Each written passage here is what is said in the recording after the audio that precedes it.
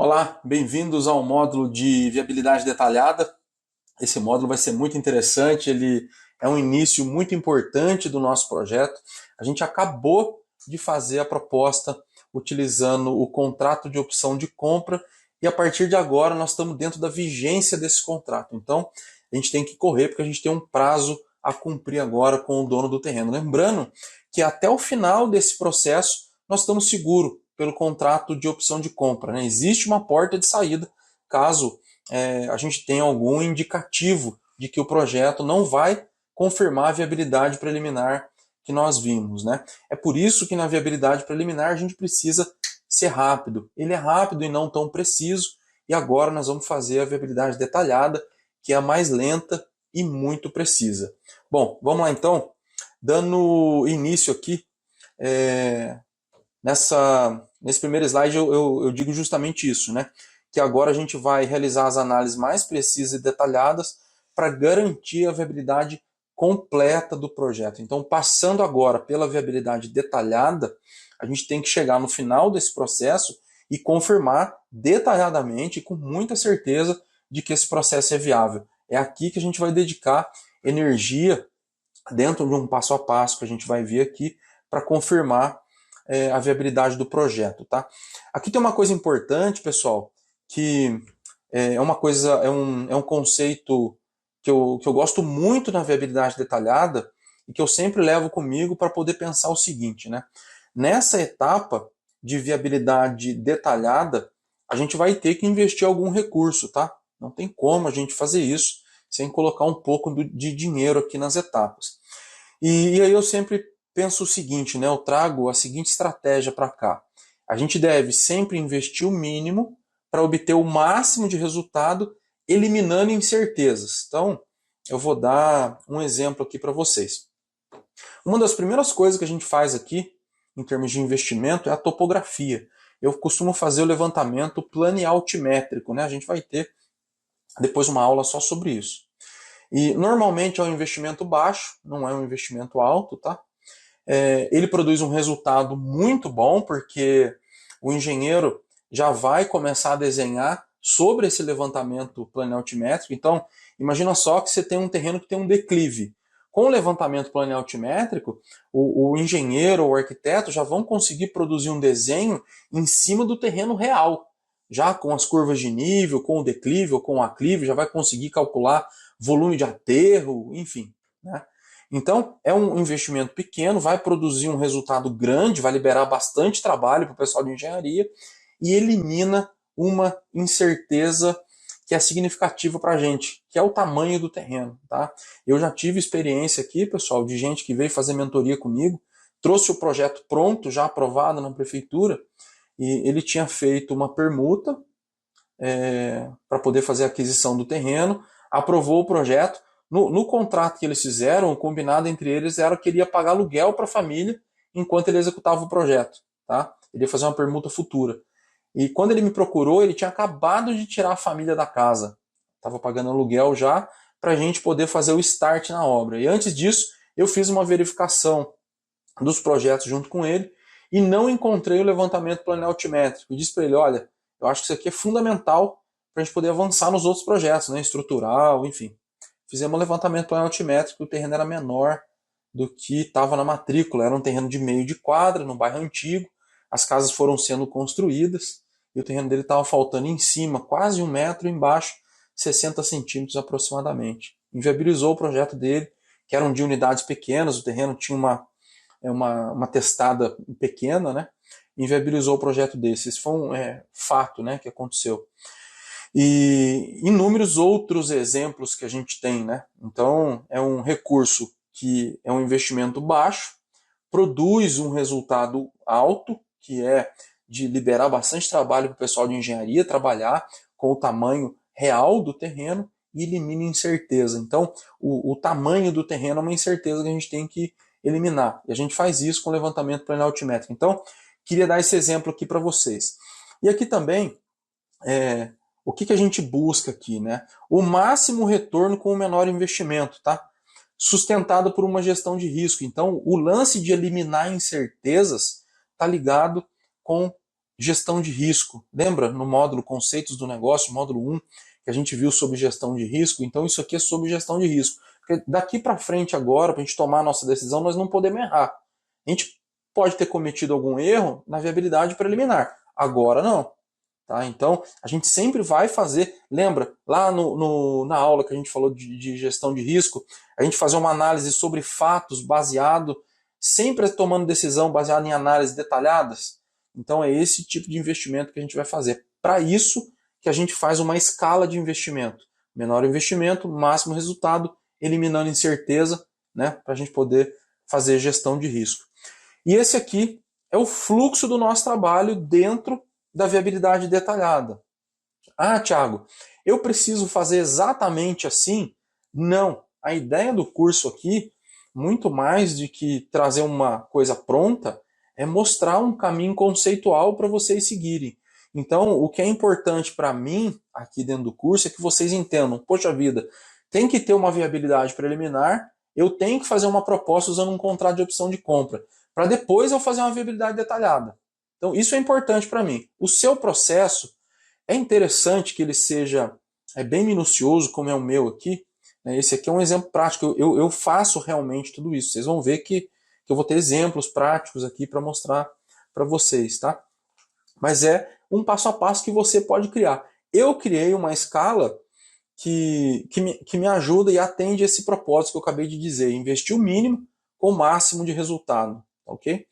Então, uma vez que a gente está com o terreno em mãos, ou seja, nós estamos na vigência do contrato de opção de compra, a primeira coisa que a gente vai fazer é a viabilidade jurídica e contábil do nosso negócio.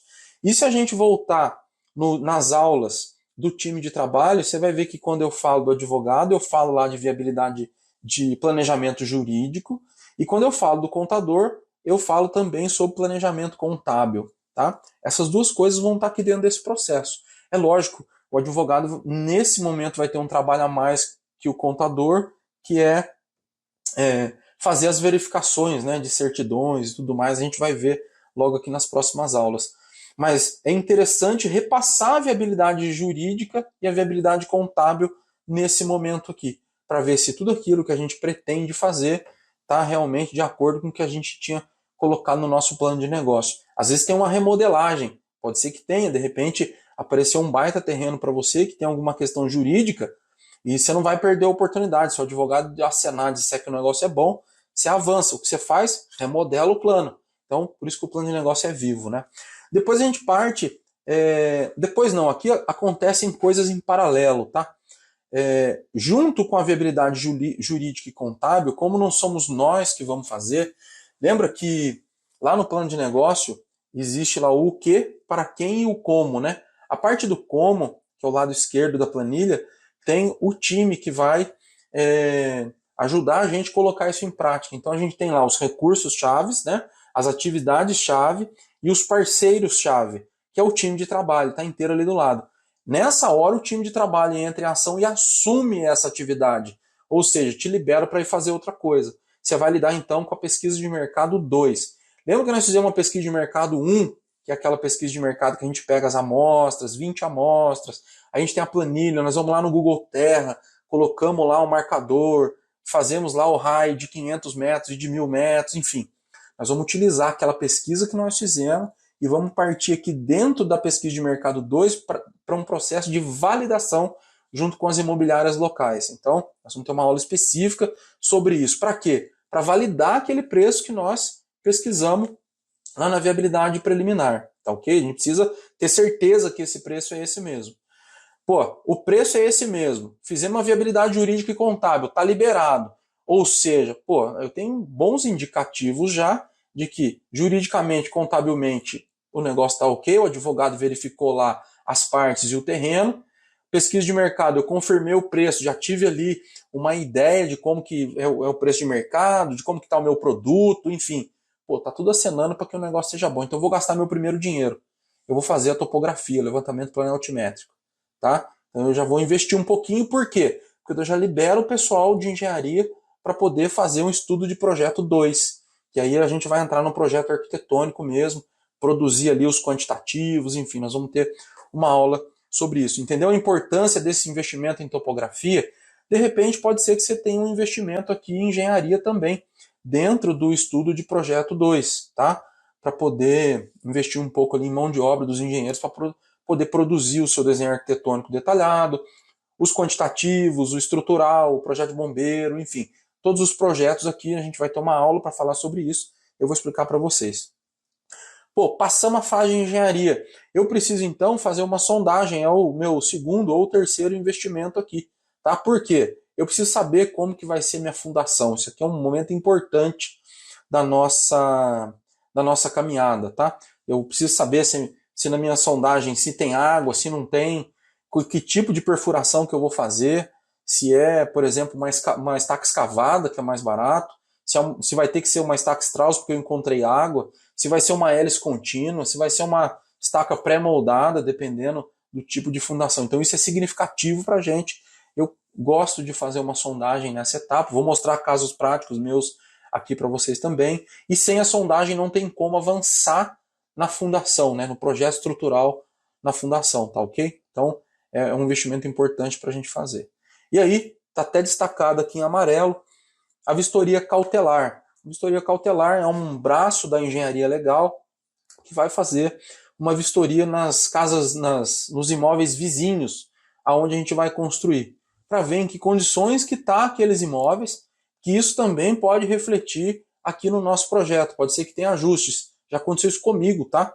Nós vamos ver aqui na aula de vistoria cautelar, eu vou mostrar uma vistoria cautelar nossa, em que o engenheiro indicou a gente, em vez de utilizar a Strauss, fazer a hélice contínua, que mesmo a Strauss tendo muito pouco impacto, poderia ter algum impacto lá no vizinho onde eu ia construir. Então eu vou mostrar um processo desse para vocês aqui. E eu destaquei em amarelo porque pode ser que tenha gente que opte em não fazer e está tudo bem não fazer agora. Tá? É uma decisão, eu gosto de fazer. Tá? Por isso que eu trouxe aqui para vocês que isso aqui não é engessado. Eu acho que é importante fazer vistoria cautelar antes de você fechar o terreno. Tá ok? Então é um processo que eu vou mostrar para vocês. Nos últimos 2 anos, acho que eu fiz dois processos desse aqui de vistoria cautelar. Eu tenho aqui proposta para mostrar para vocês, a vistoria, enfim. E aí a gente avança para o estudo de viabilidade 2. Para o estudo de custos 2, né? Por que eu chego aqui na frente com o estudo de custos 2? Porque eu já tenho lá um investimento em topografia, eu já tenho um investimento em projeto, eu já conversei com o contador e com o advogado, já sei quanto que isso vai custar em termos jurídico e contábil também, já tenho os projetos, os quantitativos desenhados para mim, a sondagem, vistoria cautelar, eu já tenho todas as informações para eu cair de cabeça no estudo de custos. Então eu vou pegar os quantitativos que eu fiz e vou orçar isso no mercado um a um para entender quanto que custaria essa obra hoje. Está aqui no estudo de custo 2. Maravilha! Então, dentro do estudo de viabilidade 2, que é o próximo passo, o que eu vou fazer? A mesma coisa que eu fiz anteriormente. Tem algumas mudanças? Tem, mas basicamente a mesma coisa. Eu vou pegar aquele valor do estudo da pesquisa de mercado 2 que eu validei, um pouco para cima, um pouco para baixo, vamos pegar o ajuste que as imobiliárias fizeram e vou trazer para a minha planilha de viabilidade. Depois eu vou pegar o meu estudo de custos que eu fiz, considerando tudo isso aqui que eu falei, e a gente vai ter o nosso custo da obra, né? E aí eu vou fazer meu processo de viabilidade. Onde que entra aqui o terreno, os investidores, o administrador da obra, os impostos, enfim, o que entra aqui no meio, tá? Poxa vida, eu confirmei, o negócio é viável, tá? Então eu parto para o contrato de negócio. Se for uma compra e venda, nós vamos fazer a compra, o contrato de compra e venda. Se for uma permuta por unidade futura, um contrato de permuta por unidade futura. Se for uma permuta financeira, a mesma coisa. Tá ok? Thiago, e se não for viável? Maravilha. Já aconteceu comigo também. Pouco tempo atrás agora, eu investi aí cerca de 6 ou 7 mil reais num processo desse para entender que o projeto não era viável. E ainda bem. Lembra que a gente está aqui não é para acumular vitória, a gente está aqui para ganhar dinheiro. E às vezes você precisa investir um pouco de dinheiro para saber que esse negócio não é bom. Você ia perder dinheiro ali. Foi o meu caso. Eu descobri que o negócio não era bom, um dos últimos projetos que eu fiz viabilidade aí, e desisti do projeto nesse momento. Tá ok? Então, esse processo de viabilidade detalhada, a gente vai ver esse fluxo dessa forma, tá? Entender ponto a ponto aí como que funciona cada parte dela agora nas próximas aulas. Então é isso. Deixa para mim aqui embaixo as suas dúvidas, comenta o vídeo aqui. Valeu, obrigado e até a próxima aula.